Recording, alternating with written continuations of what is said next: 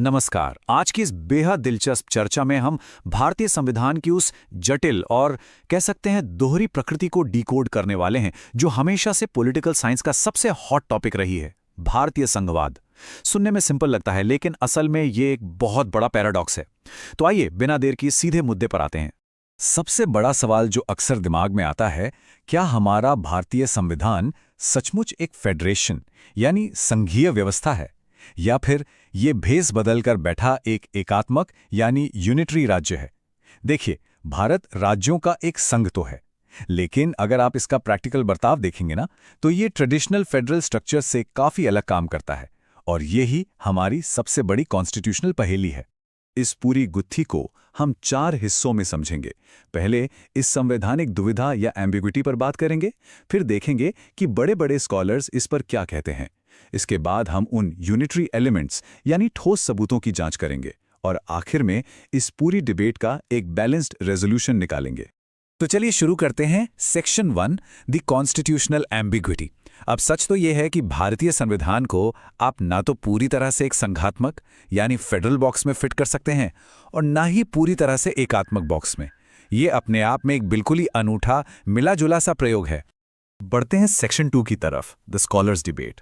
अब जाहिर सी बात है, जब कोई सिस्टम इतना यूनिक होगा तो बहस तो होगी ही। राजनीति विज्ञान के बड़े बड़े दिग्गजों ने भारत की इस अनोखी प्रणाली को अपने अपने तरीके से लेबल करने की कोशिश की है। चलिए देखते हैं कि इन हैवीवेट्स का इस पर क्या टेक है। सबसे पहले बात करते हैं मशहूर कॉन्स्टिट्यूशनल स्कॉलर के.सी. वियर की। इनका नजरिया बहुत ही दिलचस्प है।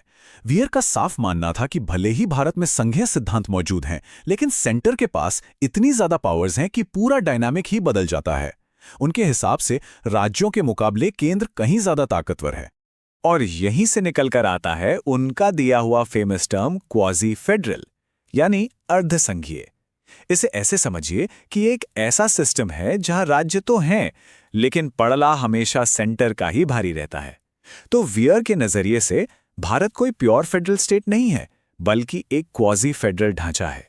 खैर, मॉरिस जोन्स इस बात को थोड़े अलग एंगल से देखते हैं। उनके अनुसार सेंटर और स्टेट्स का रिश्ता कोई पत्थर पर खींची लकीर नहीं है, बल्कि ये तो लगातार चलने वाली बातचीत, नेगोशिएशन और कॉम्प्रोमाइज का एक सिलसिला है। और इसी वजह से जोन्स इसे बार्गेनिंग फेडरलिज्म यानी सौदेबाजी संघवाद कहते हैं। मतलब नई पॉलिसीज को लागू करने के लिए दोनों के बीच एक कंटिन्यूस डायलॉग चाहिए होता है। ये सिर्फ पावर बांटने तक सीमित नहीं है, बल्कि रोजमर्रा का एक डायनामिक कोऑर्डिनेशन है। अब आते हैं एक ऐसे नजरिए पर जो शायद सबसे ज्यादा पॉपुलर है, ग्रैनविल ऑस्टिन का व्यू। ऑस्टिन ने बहुत ही क्लियर शब्दों में कहा कि भारत की कामयाबी का असली सीक्रेट सेंटर और स्टेट्स के बीच के कंपटीशन में नहीं, बल्कि उनके आपसी कोऑपरेशन में छुपा है। इसी को उन्होंने कोऑपरेटिव फेडरलिज्म या सहकारी संघवाद का नाम दिया। ये एक ऐसा फ्रेमवर्क है जहां सेंटर और स्टेट्स पार्टनर्स की तरह काम करते हैं। अगर आज के कॉन्टेक्स्ट में देखें तो जीएसटी काउंसिल या फिर नीति आयोग इसके बिल्कुल परफेक्ट एग्जाम्पल्स हैं, जहां नेशनल लेवल के इनिशिएटिव्स पर मिलजुल कर काम होता है। तो अगर हम इस पूरी थियोरेटिकल डिबेट को एक साथ रखकर देखें, हमने वियर का क्वासी फेडरल देखा, जोन्स का बार्गेनिंग फेडरलिज्म समझा और ऑस्टिन का कोऑपरेटिव फेडरलिज्म जाना। इनके अलावा पॉल एप्पलबी मानते हैं कि भारत एक्सट्रीमली फेडरल है, क्योंकि राज्यों का अपना एक पूरा एडमिनिस्ट्रेटिव स्ट्रक्चर है। वहीं दूसरी तरफ आइवर जेनिंग्स इसे मजबूत केंद्रीकरण प्रवृत्ति वाला संघ यानी स्ट्रॉन्ग सेंट्रलाइजिंग टेंडेंसी कहते हैं। सबने इस कॉम्प्लेक्स सिस्टम को लेकर अपने अपने सॉलिड रीजंस दिए हैं। चलिए अब सेक्शन 3 की ओर चलते हैं, एकात्मक तत्व यानी द प्रूफ। पॉलिटिकल थ्योरी की इन अमूर्त बातों से बाहर निकलकर अब हम थोड़ा ग्राउंड रियलिटी और कॉन्स्टिट्यूशन के उन हार्ड फैक्ट्स पर बात करेंगे जो साबित करते हैं कि सेंटर के पास वाकई कुछ ओवरराइडिंग पावर्स मौजूद हैं। इसका सबसे पहला और सबसे बड़ा सबूत है गवर्नर यानी राज्यपाल की अपॉइंटमेंट। अब नॉर्मली फेडरल सिस्टम्स में राज्य अपने हेड का चुनाव खुद करते हैं, राइट? लेकिन भारत में आर्टिकल 155 और 56 के तहत गवर्नर को प्रेसिडेंट अपॉइंट करते हैं, वो भी सेंट्रल गवर्नमेंट की एडवाइस पर। तो प्रैक्टिकली गवर्नर सेंटर और स्टेट के बीच एक क्रूशियल लिंक बन जाते हैं। ये अपने आप में एक बहुत स्ट्रॉन्ग यूनिटरी फीचर है। आप जरा इस नंबर पर ध्यान दीजिए, 249। ये कोई रैंडम नंबर नहीं है, बल्कि सेंट्रल गवर्नमेंट की लेजिस्लेटिव टूलकिट का एक बेहद पावरफुल वेपन है। देखिए, रूल के हिसाब से स्टेट लिस्ट के सब्जेक्ट्स पर कानून बनाने का हक राज्यों का होता है। लेकिन अगर राज्यसभा नेशनल इंटरेस्ट में एक स्पेशल रेजोल्यूशन पास कर देना, तो यही आर्टिकल 249 पार्लियामेंट को पावर दे देता है कि वो स्टेट लिस्ट के टॉपिक्स पर भी कानून बना सके। यानी अगर राष्ट्रीय हित की बात हो तो सेंटर पूरी तरह से स्टेट के डोमेन में लीगली एंटर कर सकता है।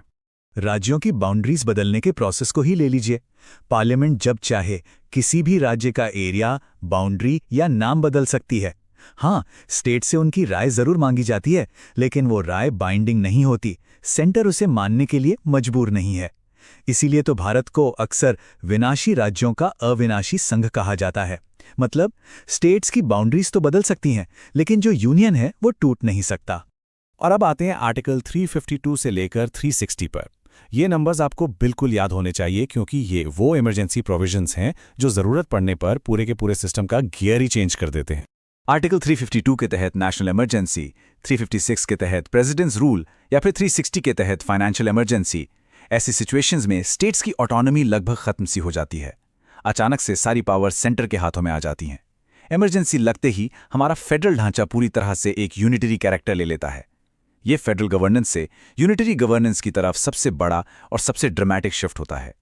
तो अब आते हैं हमारे आखिरी सेक्शन पर, अब बैलेंस्ड रेजोल्यूशन।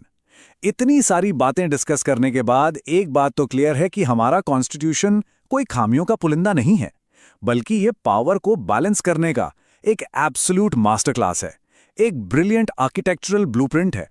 अगर आप इन दोनों रियलिटीज को अगल बगल रखकर देखें, तो एक तरफ हमारा फेडरल फ्रेमवर्क है, जहां स्टेट गवर्नमेंट्स और लोकल एडमिनिस्ट्रेशन रोजमर्रा का गवर्नेंस बहुत अच्छे से हैंडल करते हैं, और दूसरी तरफ हैं ये यूनिटरी सेफ्टी वाल्व्स, जैसे गवर्नर्स की नियुक्ति, आर्टिकल 249 और इमरजेंसी पावर्स। समझने वाली बात यह है कि ये सेफ्टी वाल्व्स राज्यों को दबाने के लिए नहीं है, ये इसलिए बनाए गए हैं ताकि किसी भी क्राइसिस के टाइम पर हमारे देश की नेशनल स्टेबिलिटी और यूनिटी पर कोई आंच ना आए। तो इस पूरी चर्चा के बाद एक बहुत ही गहरा और सोचने वाला सवाल आपके लिए छोड़ जाते हैं। क्या सेंटर की ये मजबूत केंद्रीकरण प्रवृत्ति हमारे लोकतंत्र को कमजोर करती है, या फिर इतनी सारी विविधताओं वाले इस विशाल देश की राष्ट्रीय एकता को बचाए रखने का यही सबसे अल्टीमेट सेफगार्ड है?